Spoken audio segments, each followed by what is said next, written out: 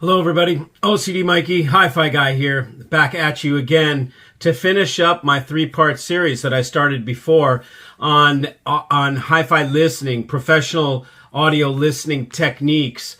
This is a three-part series that I wanted to bring to you guys to sort of help train you how to listen to these high-end systems, because it is a lot more than does it do mids, highs, and lows. Okay, again, that is a very surfacey way of describing hi-fi or audio in terms of it's got strong lows, it's got really good mids, and it has clean highs.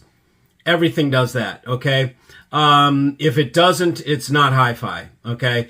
And once you get to the upper level, you get into the $50,000 plus rigs, you have to have a way of differentiating between them, because if you've never heard those kind of systems, they're all going to sound the same to you. They're all going to sound freaking awesome. Okay.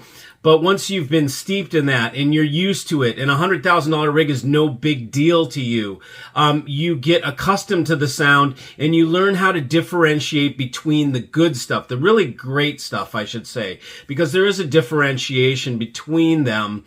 And there are pretty much two solid different camps of types of sound. But these three things that I'm teaching you will help you to decide which camp of sound you're in. And that will be, I'll do that in a fourth wrap up in the end. And we'll also try and do some examples for you, where I show some of these. So this number 3 installation is going to be on tonal depth. Okay.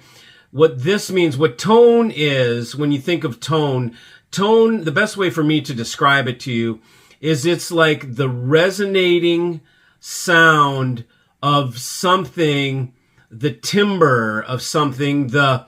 If I take a guitar, an acoustic guitar, and I strum it, okay, I am going to hear both metal strings, if they're metal, or nylon strings, and I'm also going to hear a resonance of that wood, okay, and there is going to be a melodic tone. It's a vibration. It's like a harmonic. It's a tone. Okay. And look, this is how I describe it. So if I'm describing it in not perfect scientific terms, so be it. This is my channel, and this is how I'm going to describe it. So don't get all nitpicky about how I'm describing, if I'm not describing it using the right scientific terms, okay? I'm going to put it into plain English so people can understand what I'm talking about, because not everybody has a scientific mind. Most of us just want to listen to music. We don't want to take measurements and do all the BS associated with miking it and doing all that crap, okay? So when you get a tone, you hear a resonance. When you hear piano should not be plinky and with glare on it. There should be a full wooden resonant sound that comes from a piano. And a guitar as well, a cello. Like if you go up to a cello, next time you're in a music store, if you're in a music store and they have cellos, do yourself a favor. Go in and just take the bow and just rub it along the strings and wait till you hear what that resonant wood sounds like when you rub those horse hairs or cat gut or whatever they are across that string. It makes a most unbelievable resonance and wooden sound. The string vibrates, but the string vibration is making the wood resonate. So there's a tone to that. In many people's vocals, especially in male vocals, they will have a deeper tone, a tonality that you can hear. You should be able to clearly differentiate tonal differences in the music when you're listening to a hi-fi rig. It shouldn't just be like one note bass, okay? You should be able to hear a melody or a musicality or a tone to that bass as well, especially if it's bass guitar. You should be able to hear the different notes where it sounds like a bass does when you hear somebody playing a bass right in front of you. It's very musical. It has a definite tonal quality. It's not just a hit. It is, and it's not just a boom single note bass. You'll hear people say single note bass, which refers to a system that has no tonal depth, whatever. It doesn't have, it is just a one tone type bass. You can't hear any differentiation in those tones of the bass guitar, which you should be able to hear in a good hi-fi system.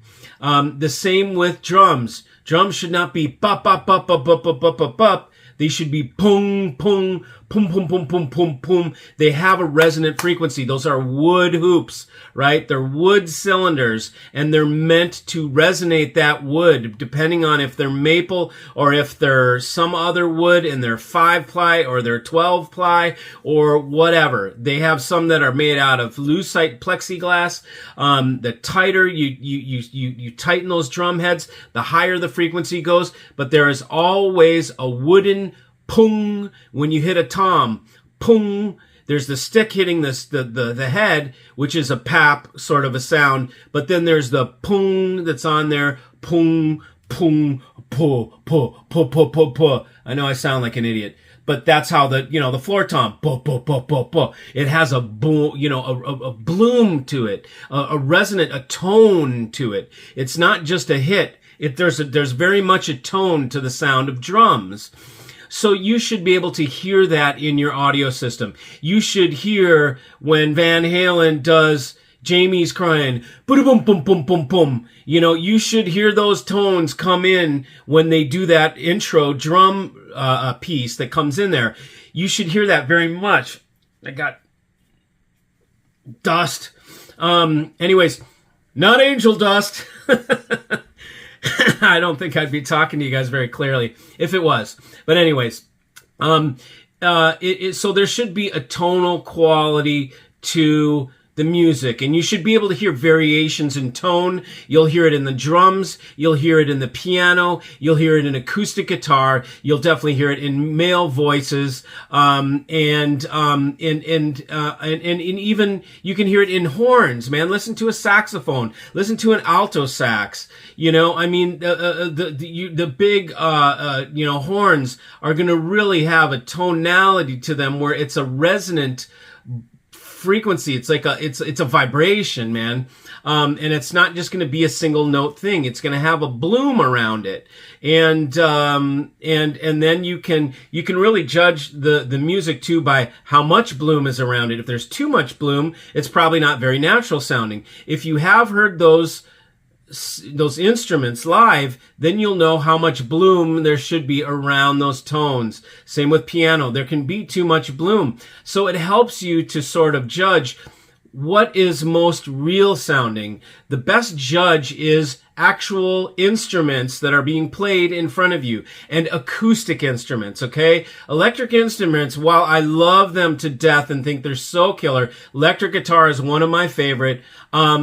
You can hear things like crunch from electric guitar, but that's not necessarily a tonal thing. That's more of a bite, A good electric guitar, when it's set at that certain setting where it's got bite to it, it's got teeth, and you can hear that. I grew up with a little brother playing guitar all the time, so I know exactly what guitar out of an amp sounds like. So when I hear an audio system, I can tell that sounds like real electric guitar or it sounds like facsimile electric guitar. So tonal depth is a very important thing to listen for. Listen to those cues of that wood sound. Stand-up bass is a great thing to test tonal depth. To hear the boom, boom, boom, boom, boom, boom, boom. Here I go again. Making all those tones. It's pretty killer. You should be able to hear the differentiation in bass guitar, even electric bass guitar. You should hear those tones as well. So I wanted to just clue you in to tonal depth so you have another little word, another thing to look for in your arsenal when you're trying to determine what is real hi-fi. Do I really dig this? And then we can go into the two different variations of sound, which will be another video. Okay, so thanks for joining. See you.